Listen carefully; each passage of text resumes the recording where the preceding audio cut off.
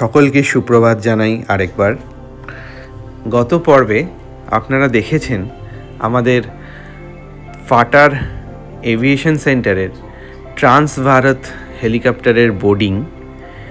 আজ সেই হেলিকপ্টার যাত্রার কিছু মুহূর্ত আপনাদের সামনে তুলে ধরলাম।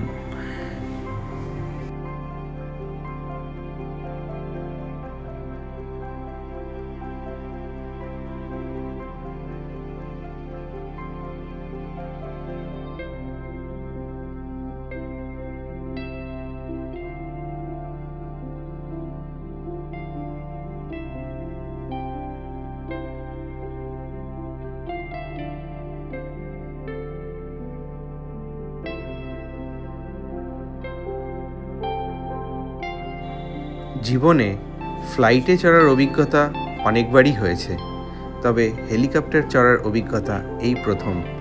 আর প্রথম অভিজ্ঞতাই এত সুমধুর হবে আমি কখনো ভাবতেও পারিনি। হ্যাঁ, দীর্ঘ 22 কিলোমিটার পথ হেঁটে না উঠে আমরা ডিসিশন নিয়েছিলাম যে আমরা হেলিকপ্টারে যাত্রা করব।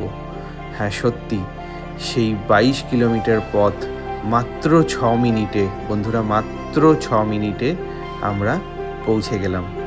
সত্যি এক অনির্বচনীয় অভিজ্ঞতা।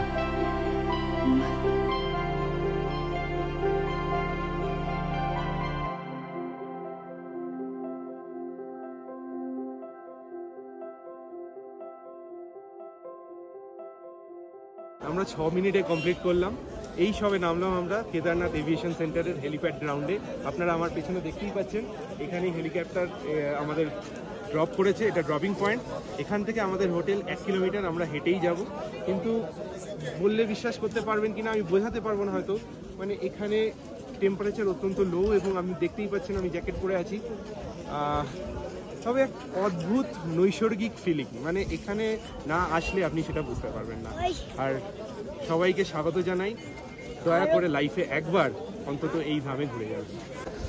হেলিপ্যাড গ্রাউন্ড থেকে নেমে এই সিঁড়ি দিয়ে আমাদের সমতলে পৌঁছাতে হবে। সমতল বলতে ওই কিছুটা ফ্ল্যাট সারফেস আছে যেখান দিয়ে হেঁটে আমরা হোটেলের দিকে যাব।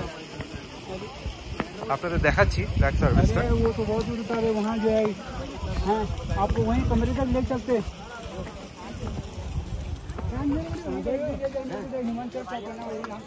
এদিক দিয়ে হেলিপ্যাড গ্রাউন্ড, এদিক আর এই রাস্তাটা ধরে আমরা হোটেলের দিকে।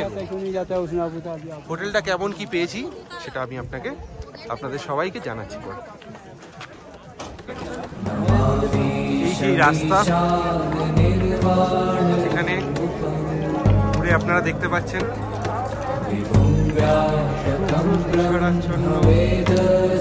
বরফের রাশি,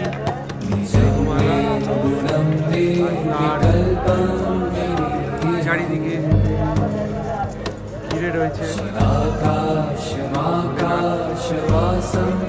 কেদার ধাম। এক নৈসর্গিক অনুভূতি, লক্ষ লক্ষ মানুষের ভিড় প্রতিদিন এইভাবে।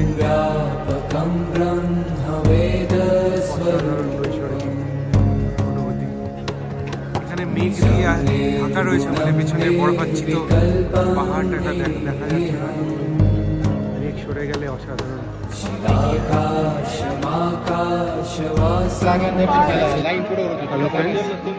আমরা মন্দিরের লাইনে দাঁড়িয়েছি। আজকে লাইন আমাদের কপাল খুব ভালো বলতে হবে, কারণ আজকে লাইন খুব অল্প। মনে হচ্ছে খুব তাড়াতাড়ি দর্শন হয়ে যাবে। আমি আপনাদের দেখাচ্ছি আজকের লাইনটা।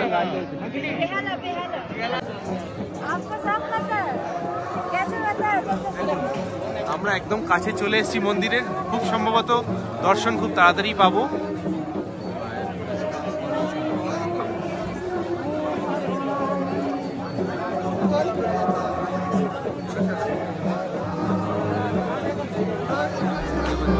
हाथ में तेरा हाथ हो और मंजिल केदारनाथ हो। मेरे हाथ में तेरा हाथ हो और मंजिल केदारनाथ हो।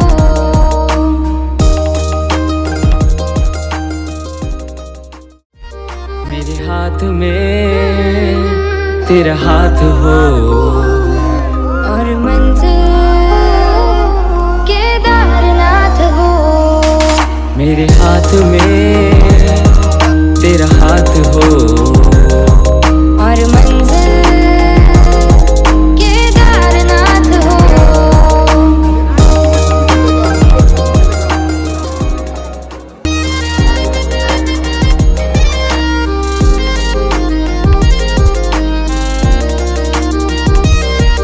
शिव शून्य है शिव पुण्य है, शिव कर्म है शिव धर्म है। शिव शून्य है शिव पुण्य है, शिव कर्म है शिव धर्म है। जहाँ शिव बसे हैं बर्फ के संग, मुझे उस नगरी में लेके चल। मेरे हाथ में तेरा हाथ हो और मंजिल केदारनाथ हो।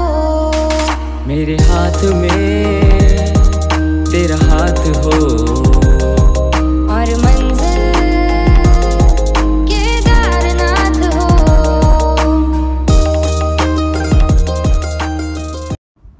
আমরা চলে এসেছি মন্দিরের ঠিক পেছনের দিকে। হ্যাঁ বন্ধুরা, আপনারা দেখতে পাচ্ছেন পাহাড়ের একটি বিশাল আকারের টুকরো। এই টুকরোটি আমরা সবাই জানি 2013 সালে হড়কা বান এসেছিল উত্তরাখণ্ডের কেদারনাথের মন্দিরের পাশ দিয়ে।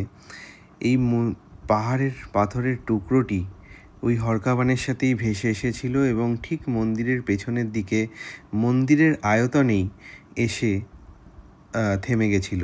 এতে কি হয় যে হড়কা বানটা মন্দিরকে কোনো রকম কোনোভাবে ক্ষতিগ্রস্ত না করে মন্দিরের পাশ দিয়ে বয়ে গেছিল। এও ভগবানের অপরূপ লীলা।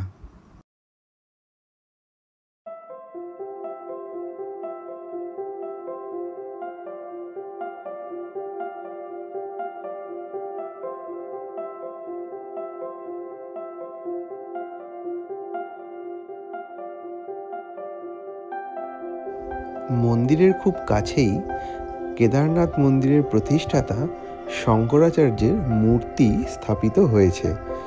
এখন আমরা সেটাই দেখতে যাচ্ছি।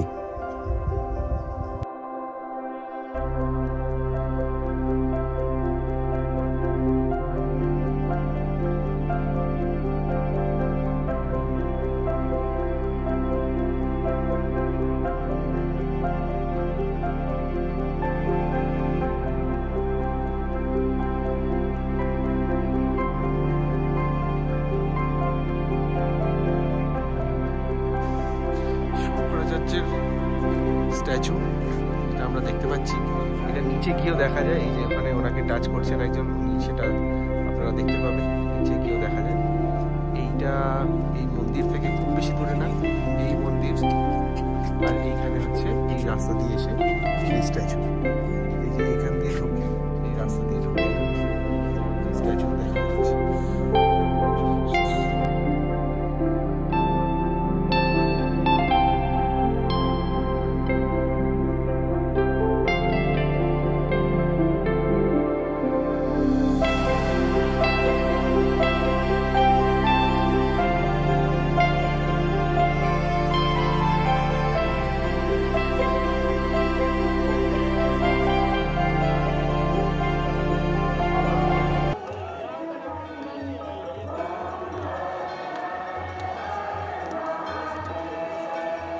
সন্ধেবেলার আরতি দেখতে আমরা উপস্থিত হয়েছিলাম মন্দিরের সামনে। প্রচুর ভিড় ছিল। দূর থেকেই যতটুকু ক্যামেরাবন্দি করতে পেরেছি ততটুকুই আপনাদের দেখাচ্ছি।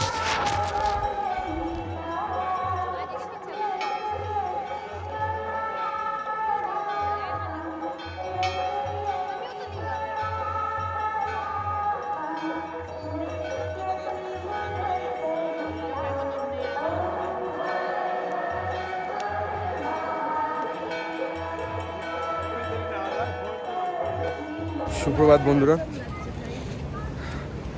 আজ 16ই অক্টোবর। আমরা কেদারনাথের দর্শন করে আজ আবার ফাটার উদ্দেশ্যে রওনা হচ্ছি। আমাদের হেলিকপ্টারের রিটার্ন টিকিট রয়েছে সকাল 6টায় রিটার্ন টাইম ছিল, কিন্তু আমাদের ঘুম থেকে উঠতে এবং ব্রেকফাস্ট করতে করতে অনেকটা দেরি হয়েছে। তো আমরা বেরোচ্ছি, সবে বেরিয়েছি, জানি না হেলিকপ্টারে তুলবে কি না তুললে হেঁটে যেতে হতে পারে, দেখা যাক কি হয়। হেলিকপ্টারে এভিয়েশন সেন্টারে গিয়ে হেলিপ্যাড গ্রাউন্ডে গিয়ে দেখতে হবে কি আছে। খুব ভালো এক্সপিরিয়েন্স হলো, অভিজ্ঞতা হলো, এটা once in a lifetime. এটা হয়তো রোজ বা বারবার সম্ভব হবে না, তাই প্রত্যেকের লাইফে একবার অ্যাটলিস্ট বাবা কেদারের দর্শন করা উচিত। খুব ভালো দর্শন হয়েছে আমাদের কালকে। আজ আমরা কেদারনাথ ছেড়ে ফাটার উদ্দেশ্যে যাচ্ছি, ওখানে রেস্ট আজকের দিনটা, কালকে আবার বদ্রীনাথের উদ্দেশ্যে রওনা হব।